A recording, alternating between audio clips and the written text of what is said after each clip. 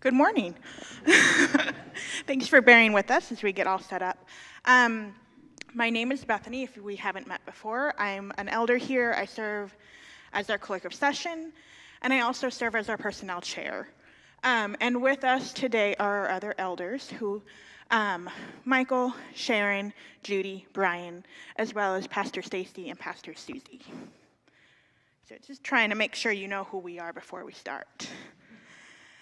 So about a month ago, Susie approached our personnel committee, and she shared some of her own discernment from the last few months. Pastor Susie has been our full-time solo pastor here at Summit for 13 years, and throughout that time, she routinely spends time reevaluating or discerning her call to both our congregation and also to full-time pastoral ministry. Pastor Susie shared that she still feels called to both Summit and church ministry, but she also is feeling called to some other opportunities. At the same time, we've been blessed as a church this last year or so to have Pastor Stacy's leadership primarily in our music and worship, as well as with occasional preaching. After discussion with Pastor Susie and Pastor Stacy, first with our personnel team, as well as with all of our session, we would now like to bring this new leadership model to all of you, our Summit family.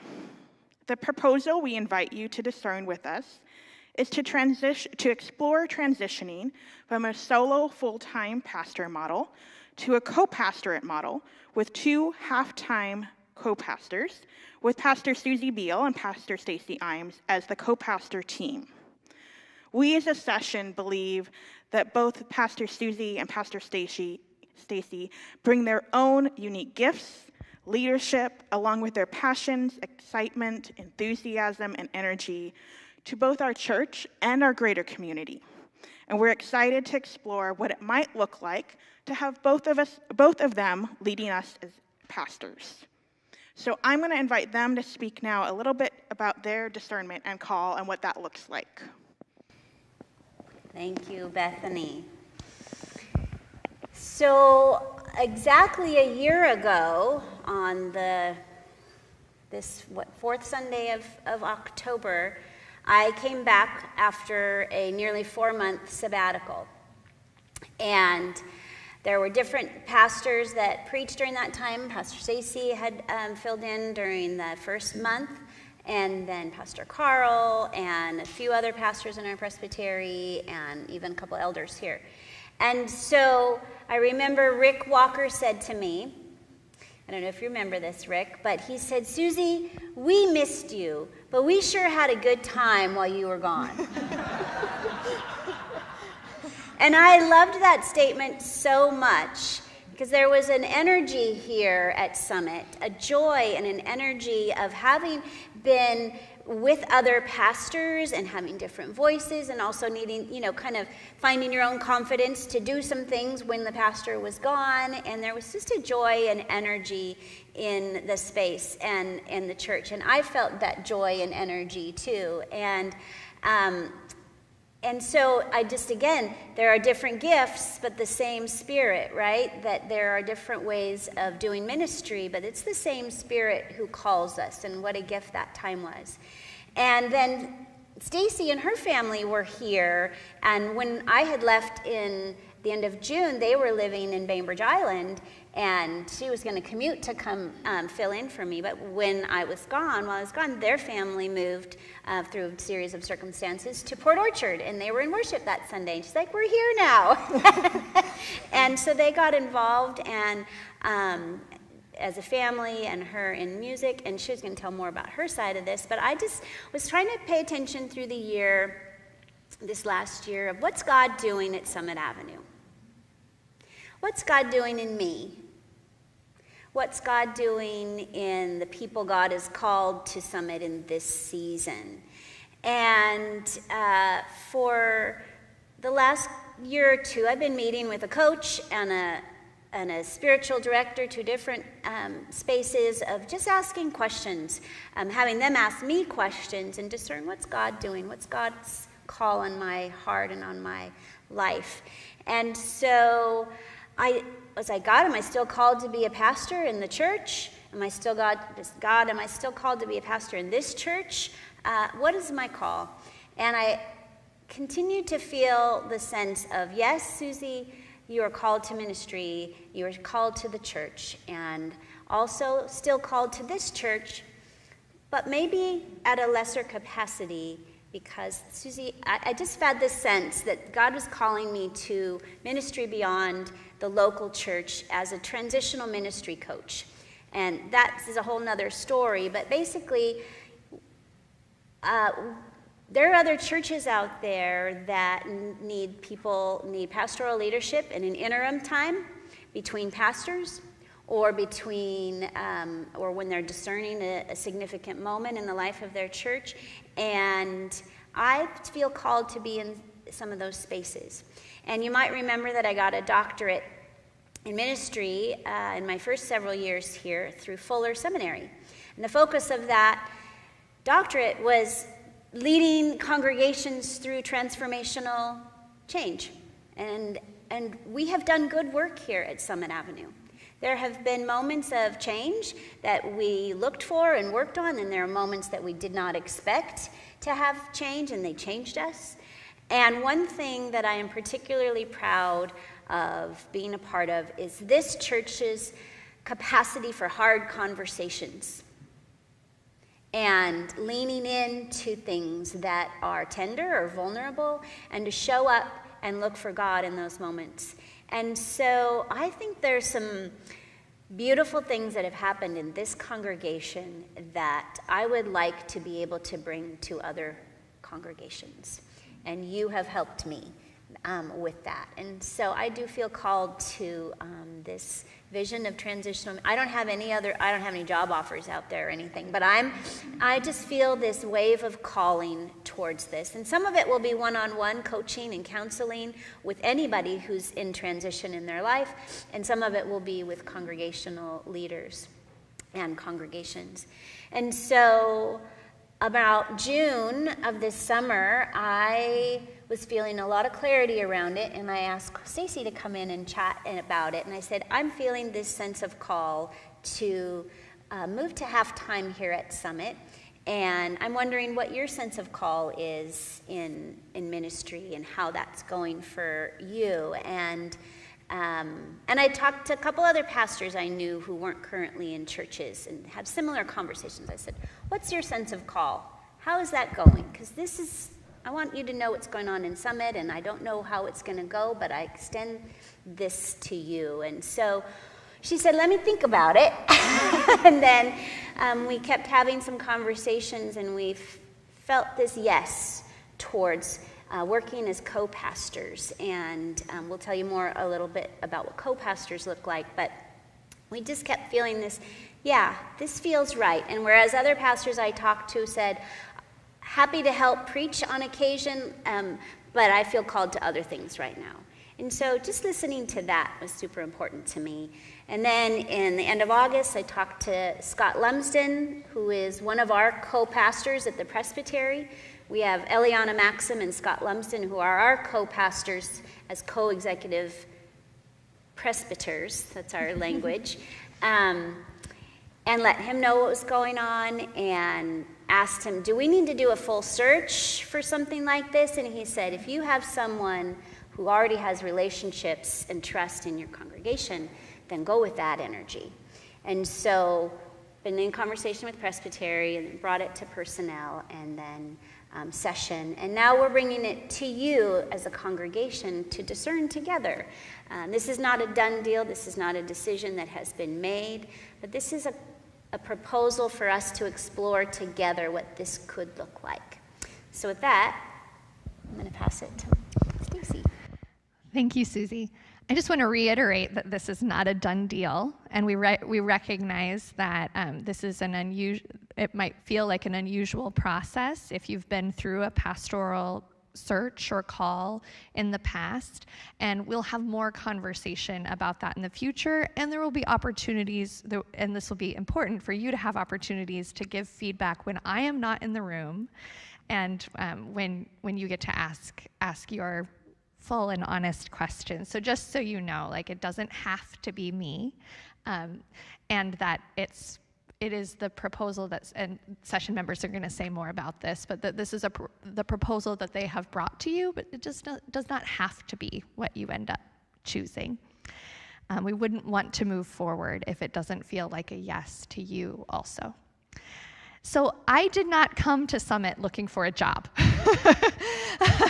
I came initially not even living in the area to help out Susie and to meet you all during her sabbatical.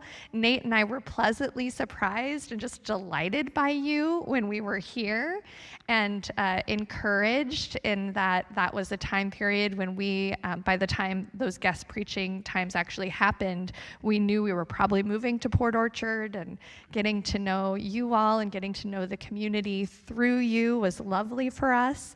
But as I said to Session and to Susie, really, we were primarily looking for a place where we enjoyed the worship service, where we liked the preaching and felt good about the values of the congregation, and where we could be not just tolerant, but enthusiastic about what our children would be learning when they were not with us, which was not our experience pretty much any place else we had been. And so we were excited to be here.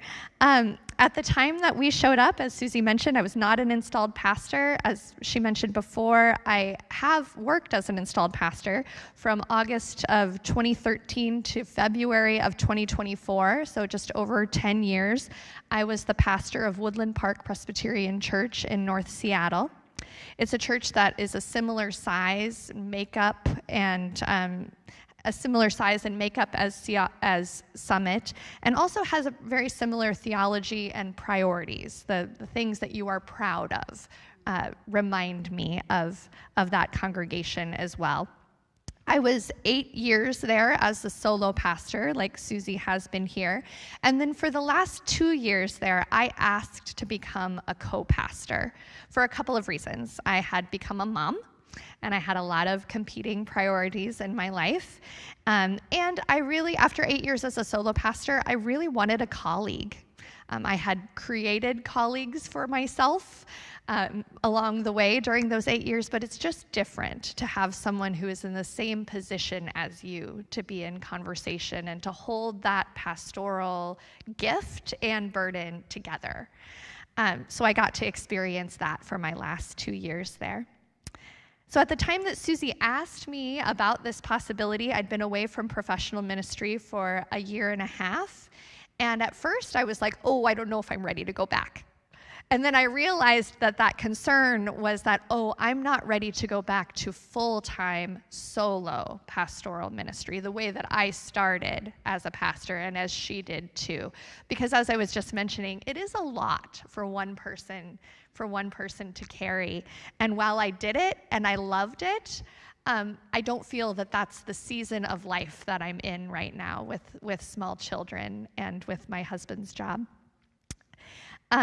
But the more that I thought about it, and the more I thought about my past experiences with the co-pastor model, and specifically the idea of doing that here, and specifically with Susie, I started to feel that tug of, yeah, I think this does feel right. And it does feel like a true sense of call. And part of what helps me to be assured of that is that it wasn't expected, that we weren't looking for it. Just as a side note, before I pass it on to your session members to talk more about this, if we do end up affirming this proposal and moving forward to it, that will not spell the end to our current music ministry. Our current proposal actually would involve folding the music director position, folding that into the position of pastor. So that position as a standalone position of music director would go away, and the small amount of funding in the annual budget, and then hopefully the increased funding that we raised through the mid-year stewardship campaign would be folded into the position of pastor, which would actually end up meaning that the transition to the co-pastor model would have minimal impact on the budget. So those are details that we'll get into more later, but we knew that people would immediately be concerned about what's going to happen to the choir and can we afford this? So we just wanted to mention that briefly right from the top.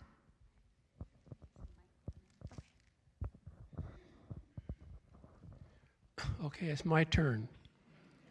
Had a few things to share, and I wrote them down so I won't forget anything. So bear with me. When we think about Jesus doing ministry, he often did not do that alone. And when he sent out his disciples to teach and preach, they often went out in pairs. That's the kind of model we're envisioning here. 2 half-time pastors serving together, complementing one another's gifts. And shared leadership is really at the heart of who we are as Presbyterians. Working together is the cornerstone of our faith and our governance. It's how our church functions and how it thrives. So as we explore this idea, we're inviting all of you to be part of that shared journey. Now, why 2 co-pastors?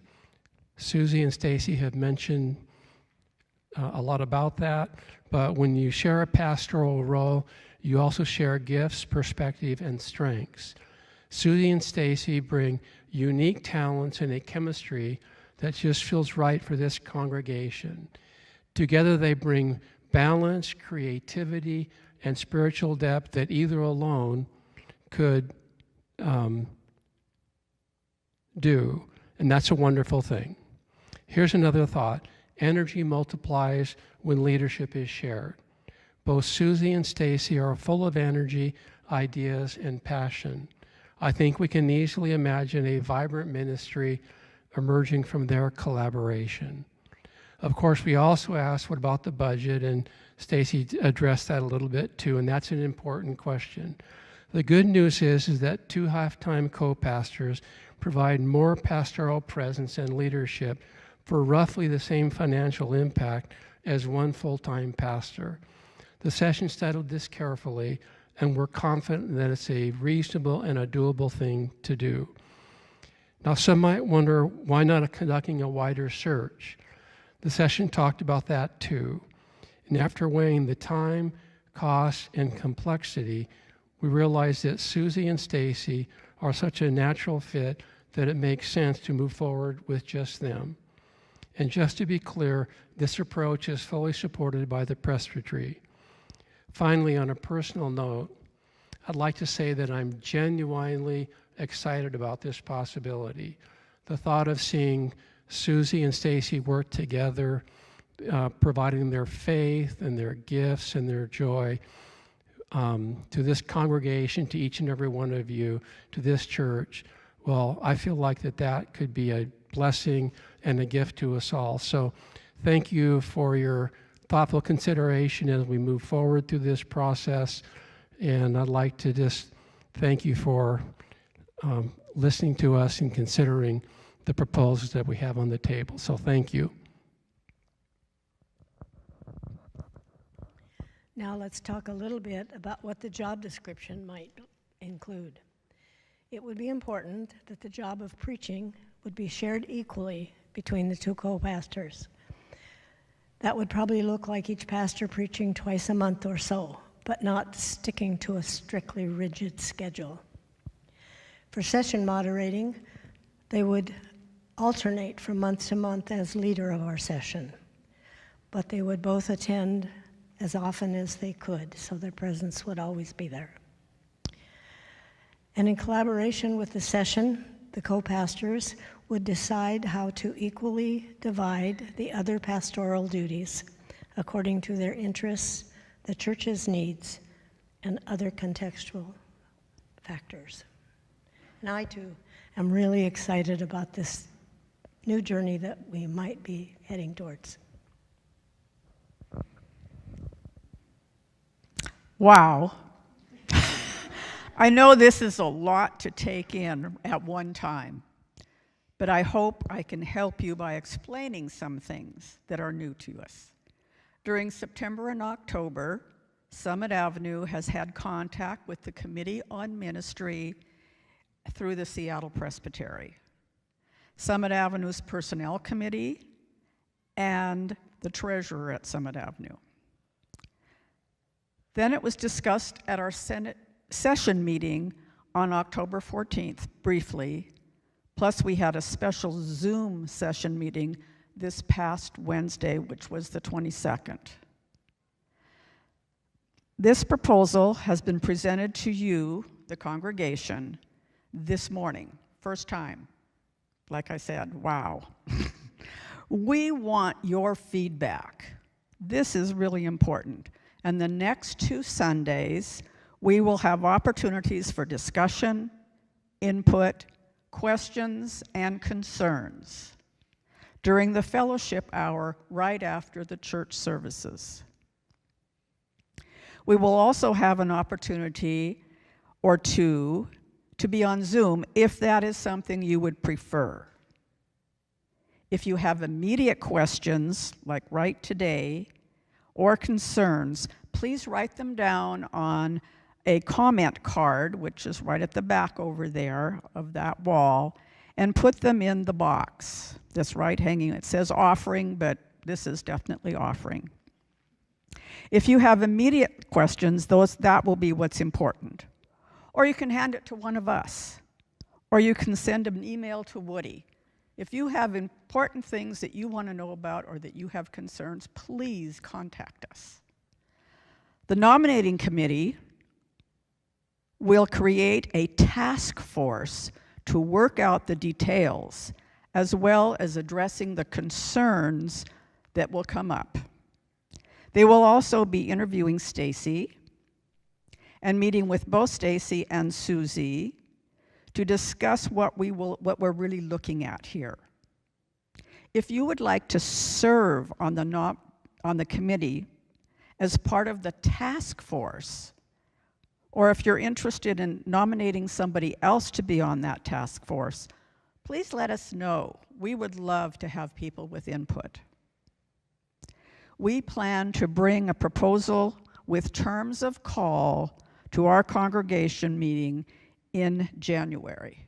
So we've got some time to work through this and to perfect it. I hope that you will all take this into consideration. Thank you.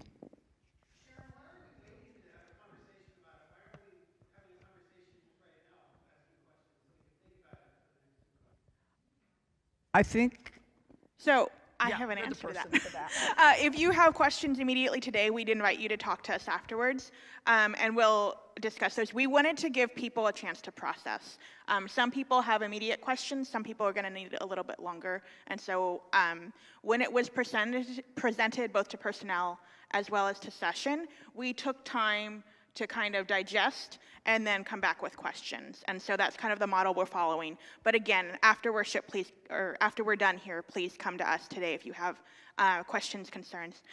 There's communication cards. There are also, at the end of the pews and chairs, white cards. There are pens around. You can email Woody. All of those work. You can hand those to us. You can use them to write your thoughts down. If you don't want to approach with questions, but you just want to write things down now, any of that is fine. So we realize this is a lot for some of you to process. Some of you are ready to talk. Some of you are not. We are excited about exploring this with all of you and to see where God is leading us. This morning, one of our hymns had these words, and I was struck by them. It said, "Lord of all, of church and kingdom, in an age of change and doubt, keep us faithful to the gospel. Help us work your purpose out." We look to explore making this change, believing that it will help us further our mission of growing disciples in all generations by loving God, loving others, and serving the world. It would be a big change, and some of you may have doubts about it. Those of us up here today have had some time to process, and we want to offer that time and space to you as well. So as a follow-up, as well as for people who are not in worship with us today, we are sending out a whole church email later this week. It will have some written information about what we've talked about, as well as a link to the recording of this conversation we've had. up here today. We believe that God calls us, leads us, and sends us. And so I'd ask you to join me in prayer for that now. Loving God, we ask for your discernment, that you would guide us and lead us in the way you are calling this church and each of us, and particularly Pastor Susie and Pastor Stacy. We ask that you would help us to listen to each other and to you. We are thankful for the faithfulness of Pastor Susie at this church and for her calling here. And we thank you as well for bringing Stacy with her faithfulness. And God, above all else, we praise you for your faithfulness to Summit Avenue, to these people, and to this community. And we ask that you would go before us and lead us where you would like us to go. Amen.